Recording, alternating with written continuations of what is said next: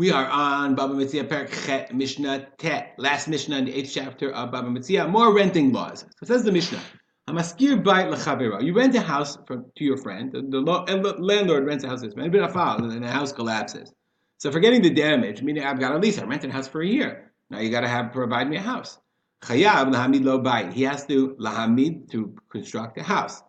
Hayak Katan Lo Yasenu Gadol. If it's a small house, you can't build a big house and then charge him more rent, obviously.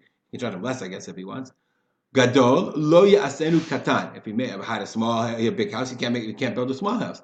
Echad, if it was one house, lo yasenu shnayim. He's like, now I'm going to divide it into two. Shnayim, if it was two, lo yasenu echad. Again, he can't make it into one big house and charge him more money. Similarly, lo yivchot mi'achalonot, lo yosif alei, no, not less windows, not more. Ela midat shnehem, unless they both agree. Meaning, so now the Bartanura, based on the Gemara, says very clearly. This is when they made the agreement. He showed him a house, Amar lo, and he said, "This is really what's important. Bayit kazeh ani maskir lecha. I'm going to rent you a bayit kazeh, house like this house. Okay, and therefore, since he says I'm going to rent you a house like this house, then if the house falls down, he has to provide him another house like that. Aval hemido al habayit, and actually the Gemara says, even if he says bayit kazeh, then the landlord's going to say, I don't need to give you that house. I didn't mean to give that house that measurement. I meant to give you, see that house is like closer to shul. No, you can't say that. When you say bayit kazeh, it means measurement.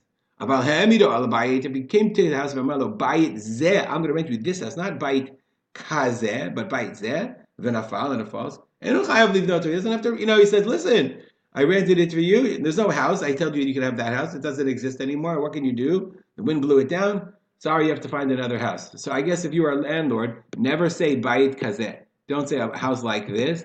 And I think if you were the renter, you would know what language to say in order to make sure that you are protected. If he just said a house, then all you have to do is find him a house. Ben gadol, ben katan. Yes, I promised you a house, but I didn't promise you that house or this kind of house.